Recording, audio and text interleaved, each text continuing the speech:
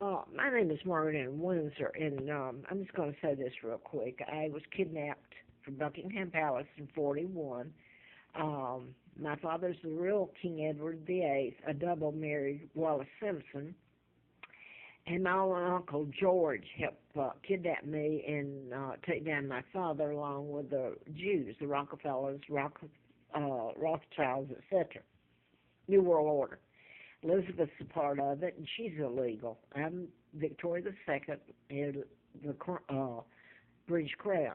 Now then, they brought me to Moulton, Alabama, gave me the name of a twin, Peggy Ann Dempsey, married to Childers. Both twins, Carl and Peggy, had been killed by their mother. They were born out of wedlock, and this was a pigsty, a living hell. Here is Larry Flint. I wrote a book about mind control murders, what you can do, modify behavior, etc. And the persons that shot Flint in Lawrenceville, Georgia, I was in Marietta doing the book, it's where I lived, and killed his attorney. He was programmed.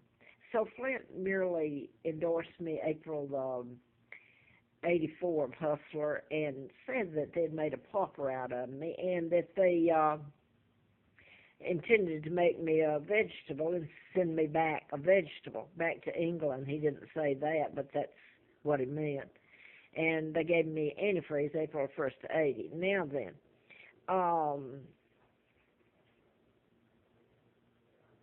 this is where I came in here. I was running here from,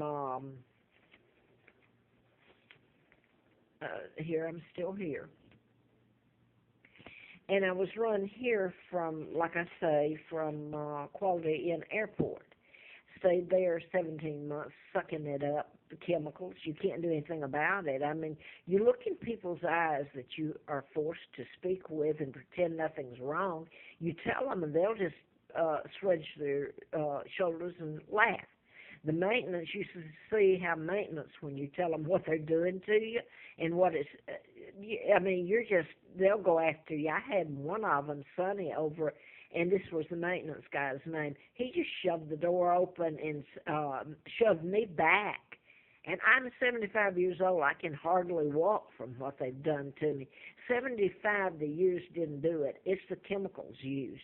He just shoved me back and sprayed anyway with the stuff on the door, and I was told later there was no reason he had to do it. Well, the reason is, ask yourself if anybody cares to watch this.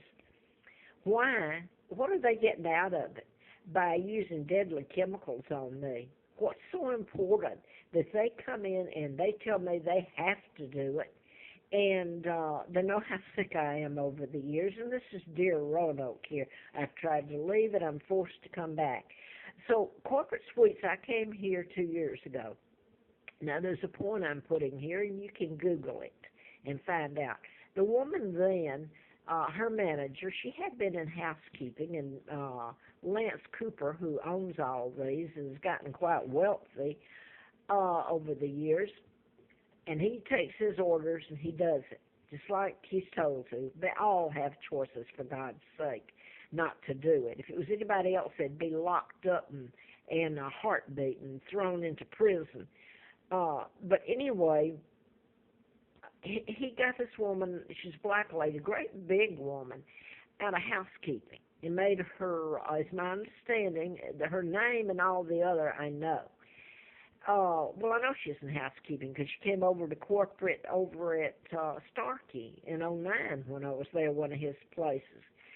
So he brought her here, and this was a new one, and made her manager, and I come here. And I came here 2 years ago, and her name is Roberta Nelms, Nelms. Now then, when I was forced to come over here a month and a half ago and rent, I went in, and she's deceased. Now, I want to give you background. I wish the world would see what she did to me here. I had saved up a few bits of money. You should see what she was allowed to do to me here. And I don't have a choice in where I go. If you're asking why do I come back, I was over in Bedford, and I was living at Joseph's Dream on Joseph's Way, and there's Section 8.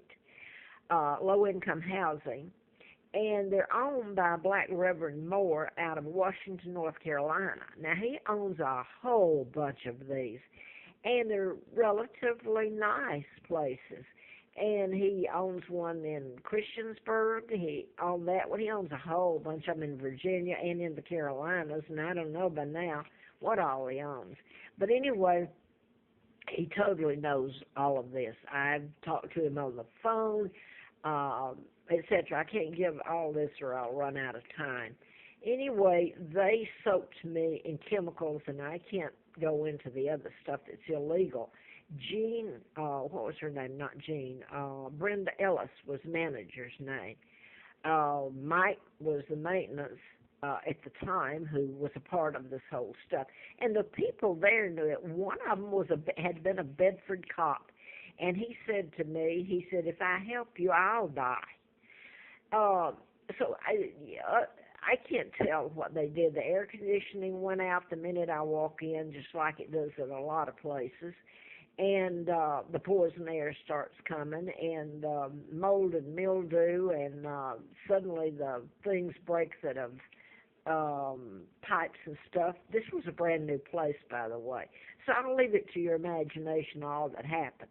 Plus, they put stuff, there was a crawl space, a big one, and they could crawl from one room to the other. This all took place. They put stuff through this brand new that I'd moved into that was killing. It's enough to kill a horse. Stayed there 7 months. One of the women that lived next door to me said to me, her name was Beverly, she says, you know what they're doing. They're putting stuff in there that's attacking your vascular and veins.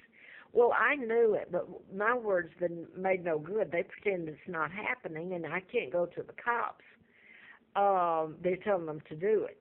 My veins and legs, let me put it this way, I hope I don't lose them, all right?